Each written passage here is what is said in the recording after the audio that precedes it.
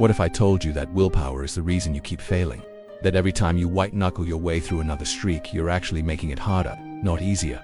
Harder because willpower is a lie. It's a tank that runs empty, and you've been trying to cross a desert with a cup of water. But there's another way. A way that doesn't require you to fight yourself every single day. And once you understand it, everything changes. You've been on this ride before, haven't you? Day 1, you're motivated, confident. This time is different. You delete the apps, you make the promise, you feel the fire. Day 3, the urges come, but you push through. You're strong, you've got this. Day 7, the cravings intensify. Your mind starts playing tricks on you.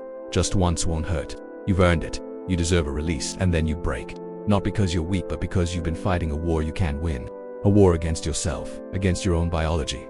And here's what nobody tells you. Willpower isn't meant to be used this way. Willpower is a muscle, and like any muscle, it fatigues. You use it to resist the donut at work, to stay focused during boring meetings, to not snap at your boss, to go to the gym when you're tired. By the end of the day, that muscle is exhausted. And when the urge comes at night, when you're alone in the dark, you've got nothing left. So you relapse, you feel ashamed. You promise to try harder next time, and the cycle repeats. But what if the problem isn't your willpower? What if the problem is that you're using willpower at all? Let me explain something about how your brain actually works. Your brain has two systems, System 1 and System 2. System 2 is your conscious mind. It's logical, it plans, it sets goals. It's the part of you that decided to start this journey, the part that knows retention will transform you. But System 1 is automatic, subconscious. It runs on patterns, habits, triggers. It's faster, stronger, and it controls most of your behavior. And here's the problem. Your current patterns live in System 1. You've trained your brain for years, maybe decades, to respond to boredom with stimulation, to respond to stress with release, to respond to loneliness with escape. These aren't conscious choices anymore.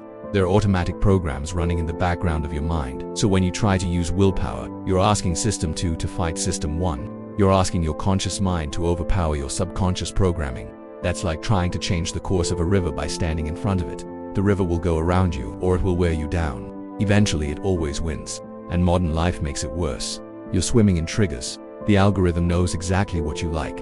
Your phone is engineered to hijack your attention. Pixels designed by teams of PhDs to overwhelm your prefrontal cortex. You're not fighting yourself. You're fighting a billion-dollar industry that studied how to exploit your neurology. This is why willpower fails. Not because you're weak, but because you're using the wrong tool for the job. The good news, there's a better tool, and it doesn't require you to be strong. It requires you to be smart. Here's what actually works. Identity shift over willpower. Environment design over self-control. Automatic systems over constant fighting. Let me break this down. First, understand what happens in your brain during retention. After you release, prolactin floods your system. This hormone literally tells your brain mission accomplished. Stand down. Your dopamine crashes. Your motivation disappears. Your clarity fogs. But when you retain, something extraordinary happens. Your dopamine baseline doesn't just recover, it rises. And here's the key. Dopamine isn't just about pleasure. It's about desire, drive, the fuel that makes you want to pursue goals. Higher baseline dopamine means you naturally want different things. You stop craving the quick hit. You start craving achievement, creation, real connection. This is neuroplasticity in action. Your brain is literally rewiring itself. But here's where most men mess up. They try to force this rewiring through sheer willpower. They try to resist the old patterns while their environment, their identity, and their daily routine stay exactly the same. That's backwards. Instead, you need to work with your brain's natural learning systems. You need to make retention the path of least resistance. How? 3 mechanisms. Mechanism 1, identity. Your brain doesn't just pursue goals, it pursues identity. If you see yourself as someone trying not to relapse, you're stuck in resistance. But if you see yourself as a man who has transcended base urges, your brain aligns your behavior automatically. You don't resist temptation. You're simply not that person anymore. Studies on habit formation show that identity-based habits are 5 times more likely to stick than outcome-based habits. 5 times. Mechanism 2, environment architecture. Your willpower is finite. Your environment is constant. Remove the triggers and you remove the need for willpower. Delete the apps. Block the sites. Change your evening routine. Redesign your phone. Make temptation hard to access. And retention becomes automatic. This is what behavioral scientists call friction design. Every layer of friction you add between you and relapse is a decision you don't have to make. Mechanism 3, replacement, not removal. Your brain doesn't tolerate voids.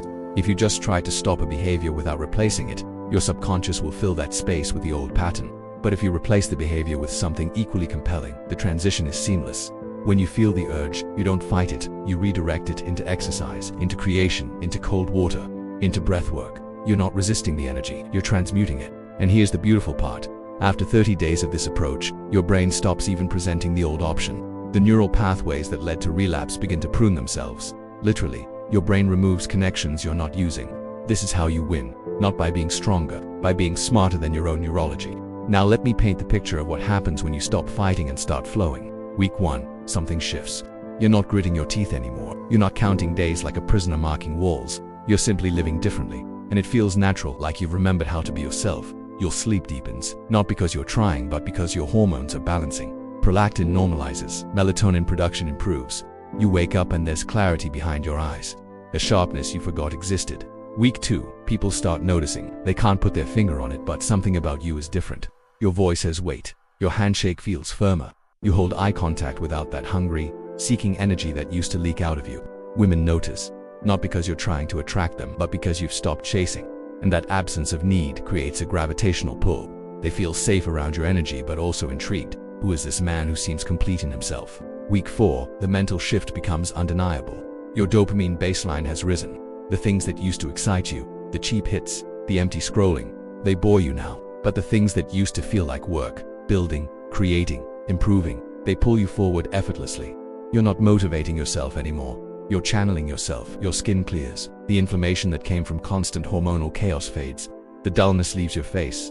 There's a glow now, not the fake kind, the kind that comes from a system in harmony, from a body that trusts its owner again. By week 8, you realize you haven't thought about relapsing in days, maybe weeks.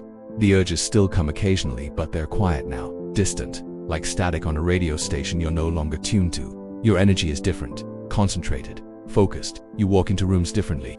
You speak with authority you didn't have to learn. It just emerged, like it was always there, buried under years of depletion. And the eyes, God, the eyes change. They become still. Present, there's a depth there that wasn't before. People notice, they hold your gaze longer. They lean in when you speak. They sense something rare in you, something most men have lost. You've become dangerous, not in a violent way, in a controlled way. You're a man who has mastered himself, and everyone can feel it. This is what happens when you stop using willpower and start using wisdom. The ancient Taoists understood something modern science is just rediscovering. Zhang, your vital essence is finite. Every release depletes it. Every retention preserves it. But they also understood something deeper. This isn't about preservation for preservation's sake. It's about transmutation, taking base energy and refining it into something higher. Lead into gold, lust into love, impulse into purpose. This is spiritual alchemy, and you're the laboratory.